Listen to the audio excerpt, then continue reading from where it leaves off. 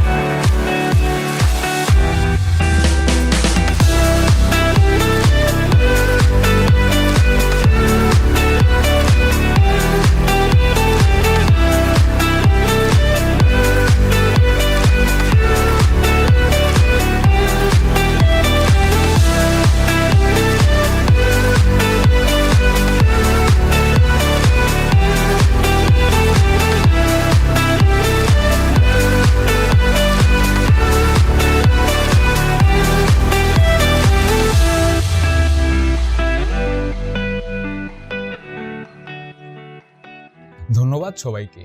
আমার কাজ আপনাদের ভালো লেগে থাকলে Behance অথবা LinkedIn আমার সাথে যুক্ত হতে পারেন।